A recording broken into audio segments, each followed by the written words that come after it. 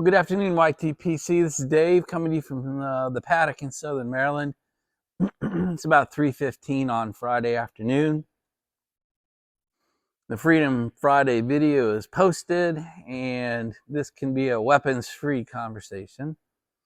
Today, as always, my Maryland Meerschaum. Haven't shown it in detail in a while. In it, I went back to and finished my Boswell's Best. That 1 ounce sampler is gone, and because of this smoking log, I know that this is my 7th and final bowl. I got 7 bowls in the Maryland Meerschaum out of that 1 ounce. I never could have answered that question before because I never buy things in 1 ounce, and I have not had a log before, so now I know I get about 7 bowls an ounce. I'd love to know how that compares to what you guys experience. You know, I'm kind of out here on my own, so let me know what your experience is. What kind of bowl count do you get out of a per ounce kind of thing? Or do you even track it? All right, we'll get it lit up. It's really only about half a bowl.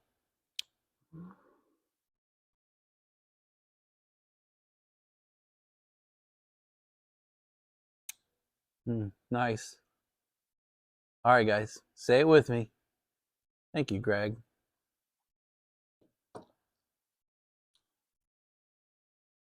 I give Boswell's Best 2 thumbs up, whatever the hell that means. I like it. You know my reviews. My mouth likes it, thumbs up. My mouth is not sure, thumb sideways. My mouth doesn't like it, thumbs down. This gets thumbs up. My mouth likes this.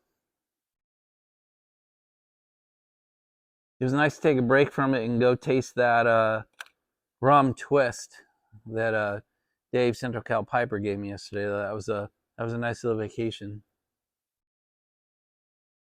Guys, I don't know if you've ever pushed record and had absolutely no idea what your video is going to be about.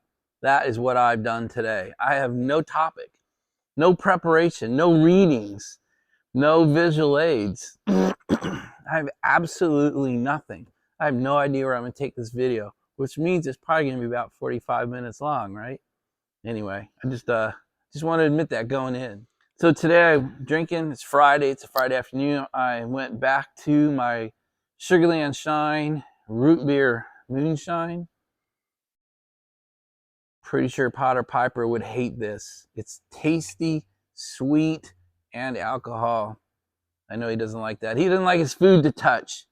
I have people like that. I'm married into a family where they should almost eat their meals in military trays so the meat doesn't touch the vegetables and the bread and all that. So that's how I view Potter Piper when he speaks about why he doesn't like aromatics. He doesn't like he likes ice cream and fruit, but not together. I get it. I truly get it.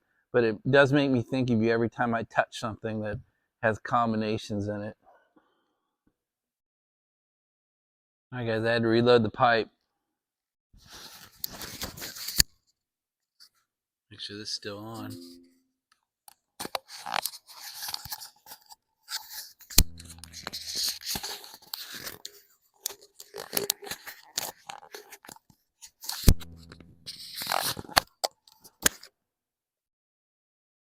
So now I'm smoking my first bowl of Boswell's Cupcake.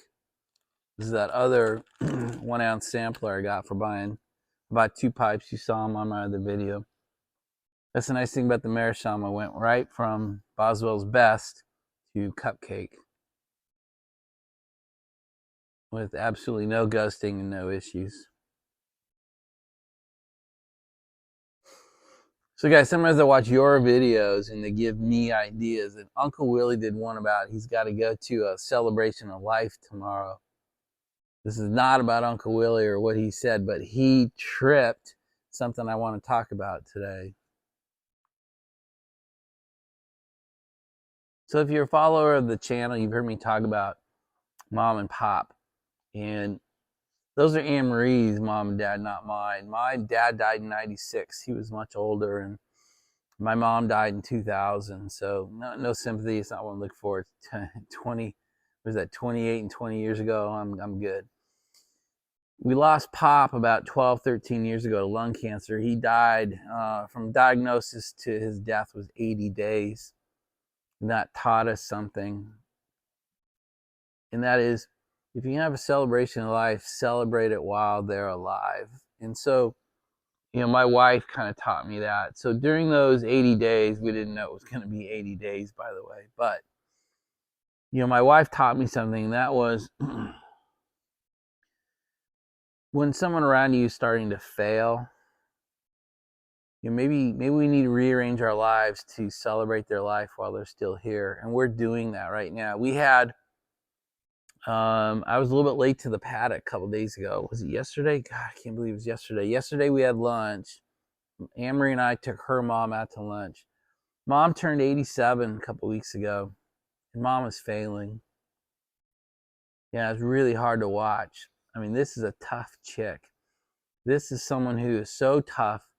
She has inbred toughness into my wife and then into my daughter. I mean, I am surrounded by tough chicks. I like that. But we have made the decision. In fact, we talked about it at coffee this morning that we know Mom's failing. We used to say we don't know if we have 1 more year or 10 more years. It ain't 10, and maybe she'll make the end of the year. Maybe we've got another year with her. Maybe she'll turn into that tough chick and give us 5 more years, but I doubt it. And so I just put this out there to say, if someone around you is in that situation, here's what my wife and I say. I'm not going to say you have to do it, but my wife and I said when they go, like when Pop was sick, we said it, and now we're saying with Mom, when they go and they actually die, we do everything we could do from the moment we kind of had some inkling to the death to celebrate their life, to enjoy their life, so that we could say, hey, we did everything we could do to support them, be with them, and make the end as good as it could be. I'm not talking about hospice care or anything like that, but I'm just talking about the way we treat Mom. So we do the Kentucky Fried Lunches on Saturday at her house. We drag her out of the house once or twice a week. And I just say this because maybe there's someone in your life that's struggling and is probably on the decline and warrants maybe a little more time so that you don't feel guilty on the day after. That's where I guess this is really about for me is, do we live our lives with someone who's in decline in a manner that when that day comes, there's still pain and emotion, and I mean you can't prepare for that, but so that we can say, hey, we gave Mom, in this case, the best last year she could have had. We spent as much time as we possibly could. We rearranged our lives to spend as much time with her. So when she goes, we can say, she went well, she had a great life, and we gave her the best last month, week, day, year possible. Not a great topic, but maybe a great topic, because it turns into some great events. Taking Mom out for lunch, she can't get around very well, but we bought her the mobility devices she needs in her house. We go see her, we bring lunch into her, we take her out, we drag her out so she can see something out the windshield other than her house for every now and then. Sometimes she can't do it. She's too infirmed. She had a stroke a couple years ago, so her right side's a little off and gives her a lot of pain. But my wife and I are choosing to spend time with her, my wife way more than me, so that when she does go eventually, both her and I can say, we did everything we could do. And, we can't feel good about the day, but we can feel good about the days, weeks, months, year that led up to it.